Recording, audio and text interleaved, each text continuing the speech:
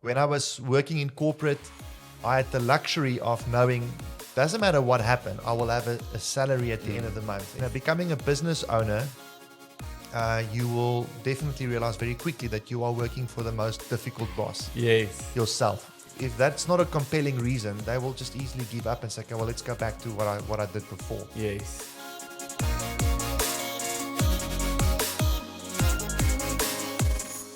Welcome back to another podcast of Buzzing. Willem, the last one for today. Super excited to be here with you and just thank you for being here as well. And so when we get into this topic now, right, entrepreneurs becoming overwhelmed. Yes. And entrepreneurs feeling exhausted and just entrepreneurs at the end of the day having all of these challenges, dealing with tech, right, seeing that it needs to become something in their business. How do you get to a point as a person, like I want to make it to 2 points, one as a person in life and then as an accountant? How do you get to a point where you motivate entrepreneurs to move forward, to say, keep on going, make a difference? Yeah, I don't know what reality you're talking about because I've got no clue what you no, I'm just joking. I'm just joking. Yeah, no, this is. I almost wanted to say I need your client base then. Yeah, exactly. Yeah. This is a topic that's deeply personal to me because if I reflect back to my career before I became a business owner, I had a lot of stress. Yes. But that stress was completely different to the type of stress I'm facing now. Yes. When I was working in corporate, I had the luxury of knowing doesn't matter what happened, I will have a salary at the end of the month. It's going to be the same every single month. I can take sick leave whenever I want to. Yeah. I even get annual leave, and I just need to plan for it ahead of time, and I can take it, and I can go away and forget about everything. Exactly. That was wonderful. But the stress I had was, am I good enough? Yes. Am I performing? Wow. Am I going to get a good rating? Will I get promoted? Those stresses are real. Yes. Let's not kid ourselves, right? Exactly. But it's a different stress. Yes. Becoming a business owner, you will definitely realize very quickly that you are working for the most difficult boss. Yes. Yourself. Exactly. Right? Yeah. So there's no sick leave. There's no guaranteed annual vacation. Yeah. There's no guaranteed salary at the end of the month, especially in the beginning. The reality is if you don't do what you need to do, you won't have customers, and having customers is not an entitled. You cannot be entitled and say I have to have customers. 100%. It's a privilege. Yes. To have customers. So we always say if you don't have customers, you don't have a business. Yes. Well, So those are the kind of stresses, and that's real. That if you don't pitch up, if you don't work, you don't eat. That is as real as it gets. yeah. So I think to motivate somebody to do that is very difficult if they are not clear about why they started the business in the first place. So true.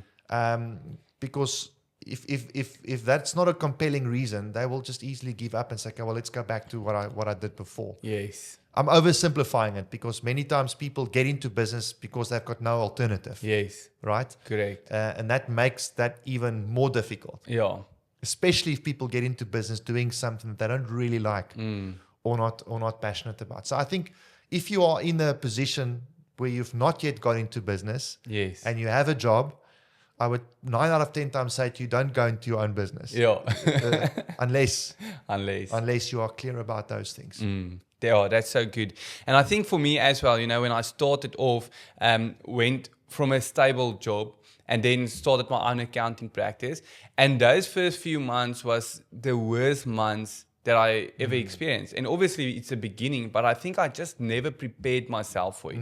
And that's a very important aspect that you are mentioning now. If you don't have that drive and that purpose, so if you're starting for the wrong reasons, then you're probably going to 9 out of 10 times end up saying, I don't want to do this anymore, right? And I think that's one of the aspects that we actually did on the Buzzing app as well, is creating a platform where you can jot down your goals and track that. Because you start with this dream as an entrepreneur, you start with this beautiful vision, and then it gets to a point where you just need to scramble Yeah. every single day. Because like you said, you need to put bread and butter on the table. And I think something for me as well, I'm always trying to get to a point where I can help clients and assist them to say, let's not focus on putting bread and butter on the table, but let's build a business that becomes sustainable Yes. in terms of that. But now, obviously, you have that challenge, right? And you feel overwhelmed and you feel like, I don't know what to do next. So how important is it then in terms of that mind space as an entrepreneur to have a community around them or to have a mentor that is there for them? Yeah, I was about to say, who do you surround yourself Yes. with? That is absolutely the key, and that can manifest in different ways for different people. It depends on what your religious beliefs are. Yes. Depends on your where you are in life. Are you married or not? Wherever you are, whatever you believe, Yes. you absolutely need to align yourself with somebody that can mentor you. Yes. So you can bounce off ideas, because being a business owner can be one of the loneliest places Yes. that exist on earth, Yes. because you definitely. get pressure from clients, you get pressure from your suppliers, you get pressure from your staff. Yeah. And if you're married with kids, you will get pressure from them as well. Yes. It comes from all directions. Exactly. And you need a mentor to almost have that safe space where you can go to and also offload Yes. and ask questions and reveal your vulnerabilities, your insecurities. Yes. Am I good enough? Exactly. All those kind of things. They're Yeah. real. It's there. Definitely. No person is immune to that. Yeah, 100%. And I think it's important, you mentioned to bounce off ideas, right? I think a lot of people sees a mentor as it must be somebody that finds a solution for you. Yeah. But that's not what a mentor Correct. is there. So Correct. it is really because, I mean, I've spoken to you a couple of times, right, in my journey as well. And it's just being able to, whenever you start speaking about it or dotting it down, then it comes to like, I can do this differently, or I can maybe change this way of thinking. And I think that's important. And people always say you are the product of the 5 closest people around you. Yes. And I think, not to take it so physically or whatever, it's just important to actually understand that the people that you surround yourself with has an impact Yeah. in your business decisions and everything like that. Yes. So, I mean, in terms of for you with family and friends, like where do you feel is the most weight put on a community and a surrounding for yourself? I think there must be some sort of balance, right? So we've mentioned the idea of having a mentor. I think that's one aspect of it. I think it's very important as a human that you find also a peaceful place where you retire to every day. Yes. And Wow. so you need a safe space. Every person needs a safe space, and Yes. that might look differently for different people. Yes. In my life, I've got a wife and kids, and that's my safe space. I look forward to go home, and my home is my sanctuary. Yes. That's where I can literally let my head down and drop all my guards Yes. and just be human. Yes. I think having a mentor, having family or people that really loves you and care for you is one thing, but you also need a person that you can mentor. Because it's not just about receiving. I always like the analogy of the Dead Sea. The reason the Dead Sea is dead is because it's only got water coming in, but nothing going out. Yeah. That's a geographical fact. Yes. So I think the same principle applies to us. So I can't just expect to receive. I got to find a way to also let out what I've learned, 100%. encouraging other people. I think we need friends. Yes. Friends typically are the ones that would be your peers. They are the ones that can make jokes with you. Yes. They are the ones that can tell you something that maybe your people closest to you can't tell you, Exactly. to call you out when you're being obnoxious Yeah. or silly, and just do fun stuff with. Exactly. Because also we are humans. We need to have an outlet physically, doing sports or doing fun stuff. Yes. So for me, it's balance. I can't say one is more important than the Yeah. other. They all have a contribution. Definitely. And I think that's important. It's something that I also reflected on the podcast that my wife and I had. I said that I don't believe that you can have a balanced lifestyle if you work 18 hours every single day of your life. And in saying that, there's probably going to come a point in time as a small business owner, there's going to be a day or two where you're going to have to do that. But it's not sustainable to do that. That's my perspective, right? Yes. I mean, there's a lot of people that's probably going to argue with that. But I think, if you want to bring your faith into it, you want to bring your wife into it, you want to bring your children into it, you want to bring your friends into it, it's difficult to balance that Yes. when working 16, 17, 18 hours a day. Yes. And so it's that work-life balance needs to be healthy. And I Yes. think for me, that's a very important thing when speaking to entrepreneurs, is also to understand, like, it comes down to the why. Why are you doing this? And what does success mean to you? Yeah. Because if you can't find a definition of success for yourself, you can't find a healthy work-life balance, you are going to feel drained at the end of the day. Yes. So in touching on that, I mean, you would have experienced a lot of business owners that they are drained completely. And they're on a point where they come and sit with you.